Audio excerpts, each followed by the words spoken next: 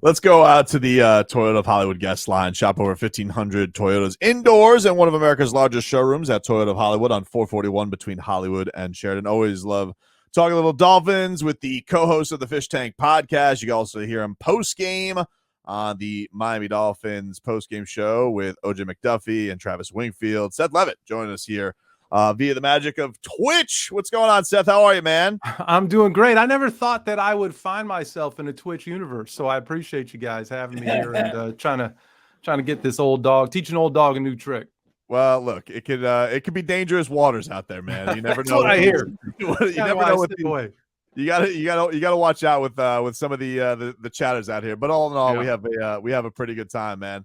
So thanks for joining us. Dolphins back victory week, Seth. So everything tastes better, looks better. But how much did you enjoy having Tua Tagovailoa back out on the field this weekend?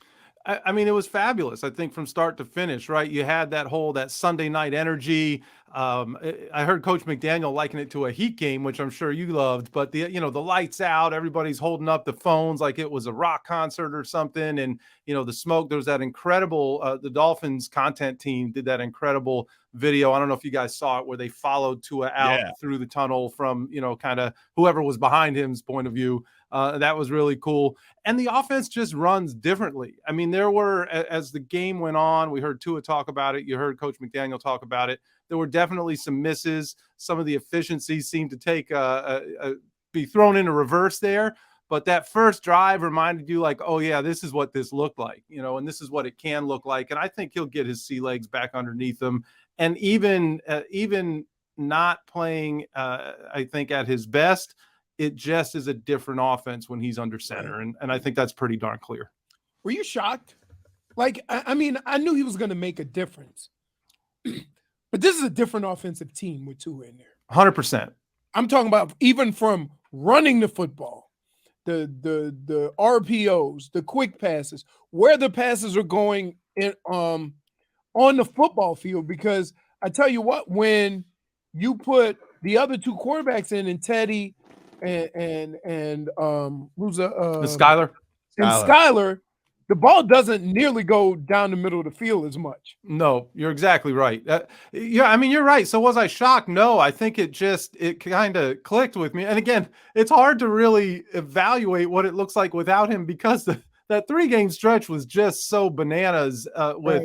Every game you started with one quarterback, you finished with another. It was a different quarterback who started each of the previous 3 games. It was really hard. If you go to the old scientific method, it was really hard to figure out what it is. Is it the outlet, or is it my machine here? I don't know. But there's one thing that was consistent when you saw them work so efficiently. Well, 2 things. One is Coach McDaniel's calling the plays, and we've seen what an impact that already makes with him at the helm here.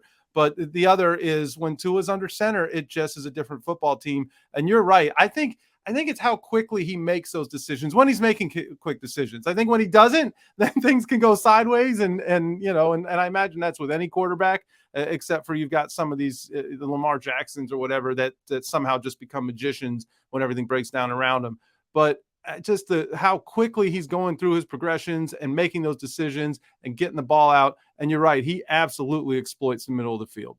I don't think people understand that if you've watched football for a long time, understanding how hard it is to make a read and throw an accurate pass that quick into a play.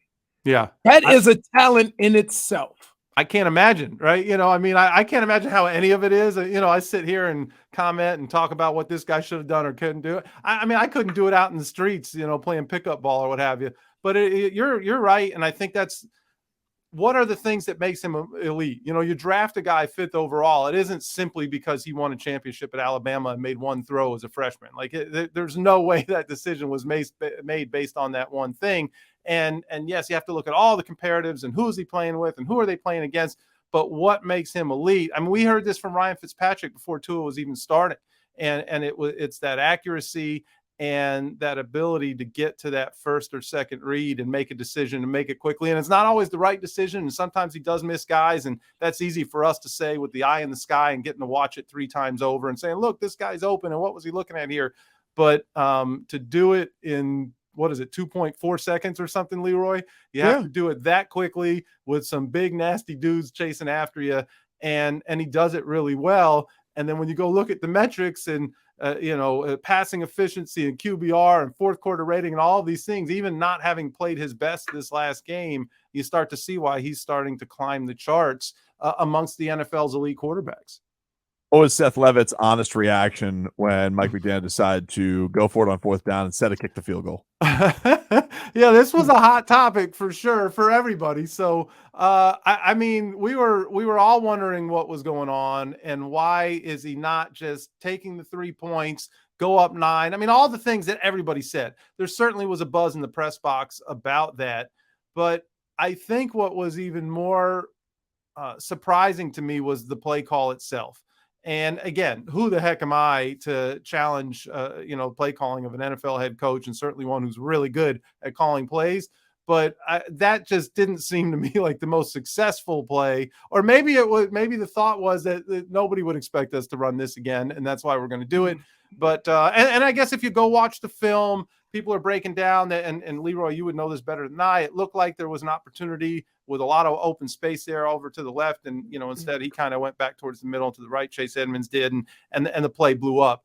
But yeah, I think conventional wisdom is take the 3 points, and we all would not have been holding our breath for the last 9 minutes of that game, although it did make it fun and exciting. I can tell you exactly how it goes, Seth. When they send a play out, it's basically a run pass option. Yeah, and you're counting bodies. And a lot of people think, why would you call a running play? Because they're dropping everybody else and they're all sitting at 5 yards deep. Yeah. Daring you to throw a little short pass. So you have two choices. You can either run the ball because you have more bodies to block them, or you can throw a deep pass, which ends up looking like the one that who is it? Waddle caught against New England. Right, it's farther down the field, even though it's 4th and 7. Got it. That's your two options. So he's reading numbers, and a lot of times we get caught up on what the final play was, and not necessarily why they called it. And so that's what happens. Like they go up to the offensive, they go up to the line of scrimmage, they're counting bodies, they reviewed it all, right, during the week, and they say, if we get this look, we are going to run it. If we get this look, we're going to pass it. And that's basically what they do. Yeah. Well, that's invaluable insight, Leroy. And I appreciate that, you helping me out with that as well. I think that, a lot of folks, again, watching the play back, whether it's on Twitter, which is great to see all these highlights now that we get to see on Twitter or what have you, is, again, there was space there for him to run. But right. If that's kind of the risk reward. And so, yeah, there was space and it was executed correctly by 10 out of 11 people. But if the running back chooses to go right when he should have gone left, well, then, boy, wouldn't it have been nice to have those 3 points. So that's the decision that the head coach has to make. I give him credit. He owned up to it. He didn't put it on anybody else's shoulders. He didn't blame it on analytics or anything else. He said, I went with it. I had confidence in our defense. That's not all he said. Yeah. He took like 15 minutes to explain. Well, I didn't think you were giving me 15 minutes. Look, he's some of that is just his style, right, of delivery and how he talks about things. But I would also say, I think what I took from that he wasn't saying, and, I can't put words in anybody's mouth or get inside anybody's head, but part of me was like, that was 4 or 5 minutes into the third quarter. I think there was a part of him that's thinking, that should not mean that we can't have play offensive football the rest of this game. That's true. Right. We should. He said it was like a gut punch to the team when we didn't make it, and I don't think he wants his team to feel like they get a gut punch 4 minutes into the third quarter and they have to shut down the rest of the game. And I don't think he's wrong there. Even though, taking the 3 points would have been great.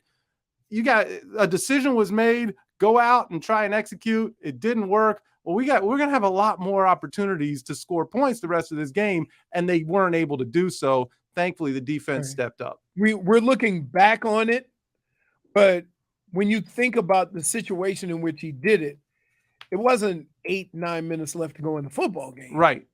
It was 8-9 minutes left to go in the third quarter, and as a coach, you're probably thinking, this ain't going to be our only opportunity, and we already have the lead. Why not? Let's take this opportunity Yeah. to step on their throat. And now we're going back and saying, why wouldn't he just take the 3 points? Because I highly doubt either team thought that was going to be the final score. Right. Well, you're exactly right. And I think that's what was going through his head. Now, my partner, OJ McDuffie, would say, Seth, I don't care. I don't care what, again, looking at the final score and those are the results. I like going up by 2 scores in the second half. At any point in the second half, I want to go up 2 scores. That's the point that I would make against it, is that if you were up, say 9 or 10 already, you go for the jugular. But the fact that you are up 6 means that you're not even really up a full score. So go ahead on and make it, make it a 2-score game. Plus, you want guys to feel when they come out of the half or the beginning of the game that they're doing the right things and they come away with points. Right. And so what it does is, instead of putting your team in that, oh my goodness, we did all this work and got nothing to show for it, you can dap them all up as they come off the sideline and say, good drive.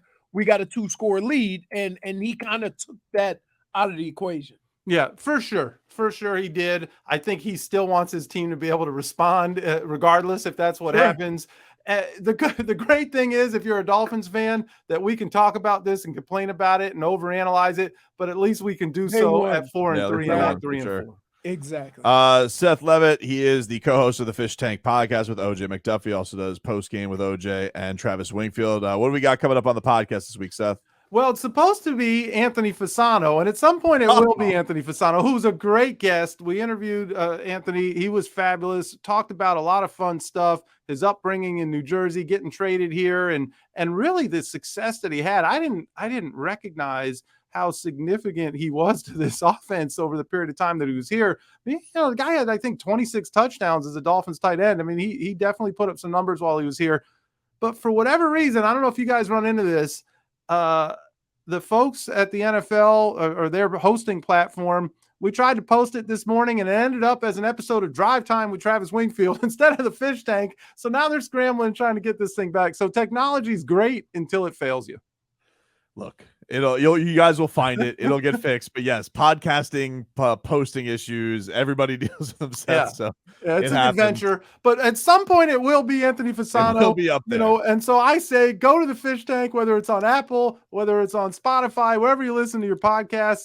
Catch up on some old episodes, and then you'll get a pleasant surprise when Anthony Fasano pops up there. And the title, it's a great story. The title of the episode is "Cool Guys Don't Bowl." And that's a fun story. Anthony's a pretty cool guy himself, not much of a bowler. OJ has got a perfect game under his belt. So we had some fun conversations talking about, but yeah, OJ has 1 perfect game and 2 299 games. He's a beast. Wow. Yeah. Before we get you out of here, Seth, I want your reaction to our favorite soundbite from last week from Mike McDaniel. Okay.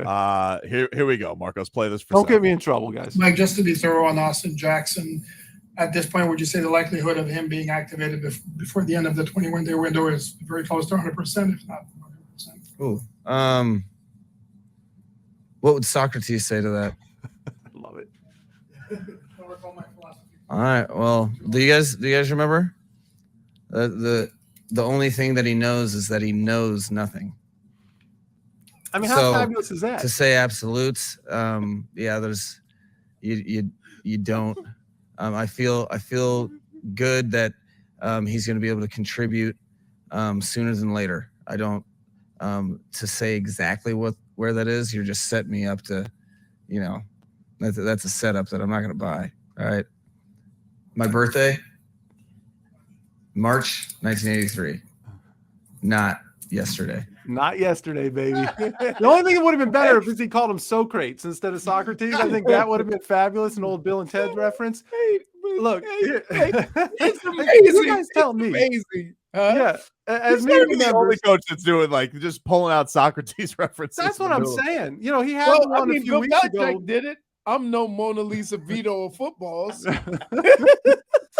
Yeah, it's just it's delivered a whole lot differently with Coach McDaniel. I like the one where he told us how many years away we were from the sun blowing up or the universe imploding or something. So I mean, listen, there aren't a whole lot of Ivy League educations in that profession, and we're fortunate enough to have one right here in South Florida. And I think we benefited from it every time he steps I'll tell up you to the what, podium. it's a lot easier dealing with a coach that's Ivy League than a player.